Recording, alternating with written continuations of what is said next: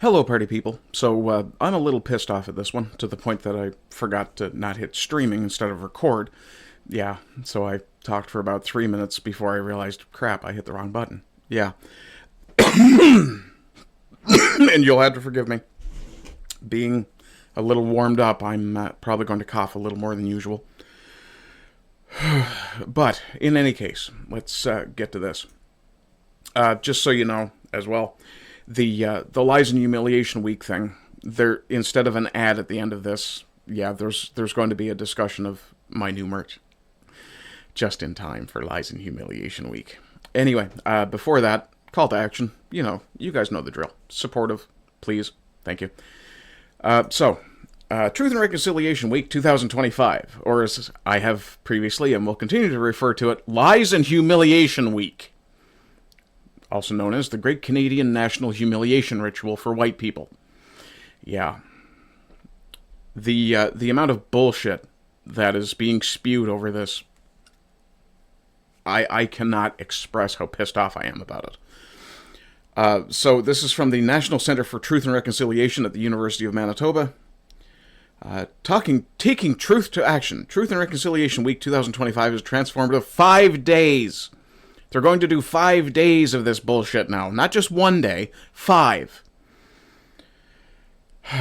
Journey for students, educators, and the broader community to engage with the poignant history and enduring spirit of First Nations, Inuit, and Métis people. Do you know what the Métis are most famous for in Canada? Rebellion. It's not necessarily a bad thing, considering the government we have currently, but, yeah. And I would challenge the right of Métis people to claim First Nation status when the same status is denied to ethnic Newfoundlanders. We've been here fucking longer. No, seriously, we have. You look at when Métis people were first considered to be a people, and you look at when Newfoundland was settled. Yeah. We've got about a century on you. Easy. But, anyway, from Jim McMurtry over on our good place X, where you can find me being generally pissy and sometimes fun-loving, sometimes both at the same time.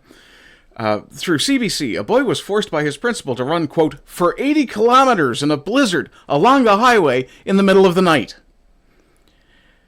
Fuck right off. Twice the distance of famous Greek marathon runner Pheidippides in 490 BC. Pheidippides. Yeah. Residential school stories are almost all lies, and we'll have a quick look at this article. So, the residential school survivor remembers the principal forcing him to run 80 kilometers in a blizzard. You don't remember that shit, you fucking imagined it and then expected everybody else to believe you when you repeated the bullshit. Charlie Bittern was forced to run 80 kilometers by a residential school principal in 1967. Fuck right off. This time, Charlie Bittern wasn't running from the cruelty of one man and the oppression of a brutal system. This time, he was running to heal. Bittern is a residential school victim and survivor. In the documentary Bimi Batu Win, Where I Ran, he recounts in vivid detail how, in November of 1967, a residential school principal forced him to run 80 kilometers through a blizzard as punishment for boyish horseplay. Fuck no, he didn't. Nobody's going to believe that. You shouldn't believe it. You should be questioning yourself whether or not you believe it, Mr. Bittern. Lungs burning, legs weak, he eventually collapsed. He had been running for hours in a blizzard. Fuck right off. In the fucking prairies? No. Suck my dick, there's no way that happened.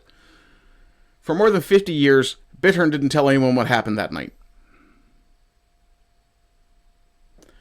In the summer of 2022, Bittern retraced his steps, surrounded by his family and friends, in an effort to heal from the experience and honor all the children who didn't make it home from residential schools. If the kids didn't make it home, why didn't the parents kick up a stink at the time?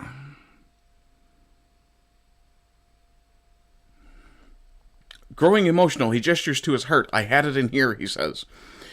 Yeah.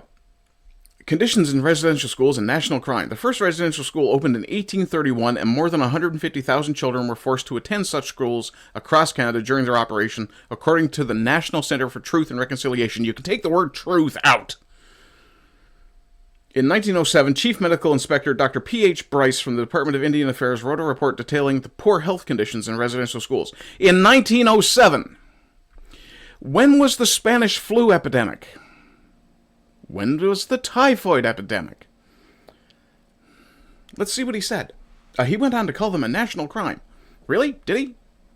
At the time, in that report? But by 1920, the Indian Act had made attendance mandatory for children between 7 and 15 years old.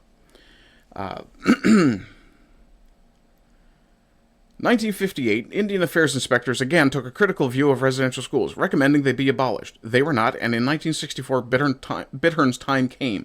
A teenager from Barons River First Nation in Manitoba. You're going to try and tell me that some principal made this guy run at how old? How old was he? He was a teenager. So, okay.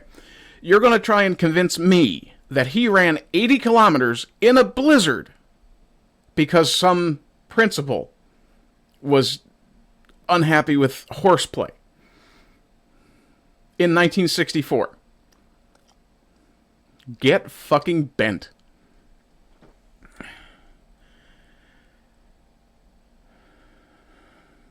And what the fuck does this have to do with anything?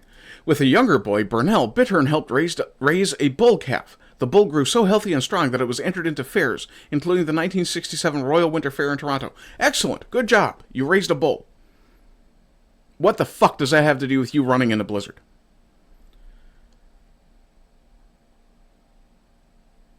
The boys were joking around in the back seat. Okay, so this is on the ride back from the fair. The boys were joking around in the back seat when the principal lost his patience. To protect the younger boy, Bittern took the blame.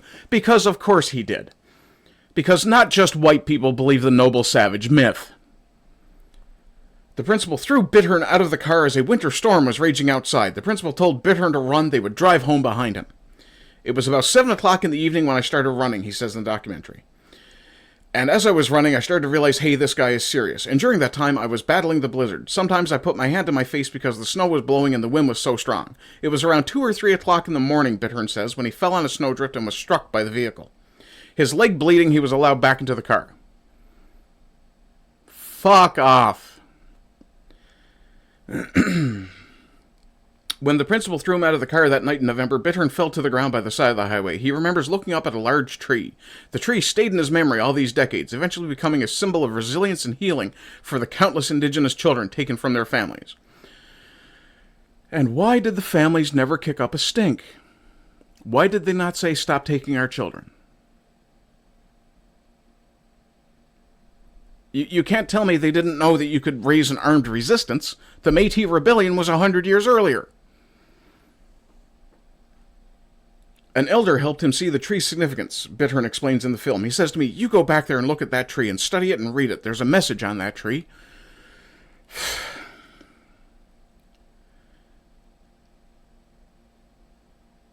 There are unmarked graves right across our country called Canada. Unmarked graves are children that never made it home but died in residential schools. They were victims, but we are rooted down. They are rooted down to the trunk of that tree. Where are the fucking bodies? Put a shovel in the ground. Show us bones. If you want us to believe, first off, the mass grave thing was even disputed, declaimed by the Kamloops chief at the time. Casimir, whatever her name was. So the mass grave thing was initially defeated. So you had to switch it to unmarked graves. Okay, if these are unmarked graves, why aren't you digging any of them up? Why are you blocking access to the sites? Why are you trying to make it a crime to even question whether it happened or not?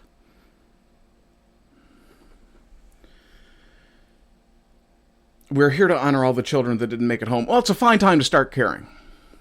Convenient how you can blame the white man for the things that it's quite possible your people were quite accepting of. Not unlike the African slaves who were sold into slavery by their own people. Speaking of our own people, white people, yeah, so I've created a merch line. There won't be an ad at the end of this one. This is the ad at the end of it. So I will ask you again, please do whatever supportive actions you'd like to do to see me keep doing this shit. But, and this is on Redbubble, by the way, we need to see symbols of pushback. Not just people screaming like I'm doing right now. That's not enough. We need symbols. We need people to start pushing back. That's why there's a smoke signal on this. It's what it's meant to be. I don't know how well it translates on the shirt, but that's what I tried to make it look like, was essentially just smoke. Because they've been blowing smoke up the entire country's ass for years now, and it needs to be stopped. It's just a complete national humiliation ritual to try and keep putting white guilt on white children for things that were done by their ancestors to your ancestors. And yeah, yes, if Mr. Bittern had a bad experience, I don't believe he ran 80 kilometers in the blizzard, and I will never be convinced that he did, even if he is. But I don't accept this idea of indigenous ways of knowing. The truth is the truth, period. If you don't like that, that's fine. But we cannot, without some sort of empirical evidence, continue to allow this narrative to be pushed. We had our Prime Minister apologize to the entire world for a genocide that probably didn't fucking happen. If you want me to stop saying this, don't try to make it a crime to question it. Actually investigate. If there was a crime, hold the people responsible. The Canadian government and the Catholic Church. It's not like the Catholic Church hasn't done horrible things in the past and tried to hide it. It's not like the Canadian government hasn't done horrible things in the past and tried to hide it. Yeah, we still remember, the eugenics thing in the 30s and 20s and 30s. Yeah. In any case, folks, I've had enough of yelling into a camera for today. So come back later on tonight. I'll be reading the third set of chapters from Casino Royale over on Rumble. And, this is, it's too much. It needs to stop. We've gone from having a Pride Parade to having Pride Day to having Pride Month to Pride Season.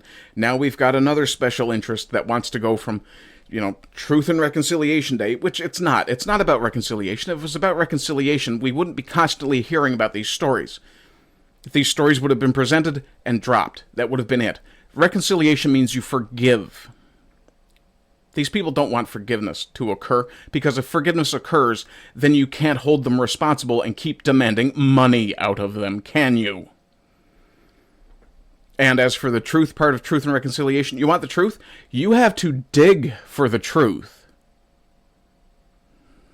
And of course, somewhere, somebody is going, oh, that's a white man who... And I do apologize for falling into the caricature. I do tend to try to be funny, so I'm going to try to stop myself. But there is somewhere someone going, oh yeah, that's just another white man who doesn't understand indigenous ways of knowing. Indigenous ways of knowing still need to be true. The rain doesn't fall because the Great Spirit beat his wings against the back of the clouds. The rain falls because the weather pattern changed. Enough.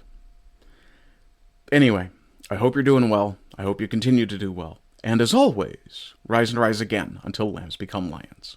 Goodbye.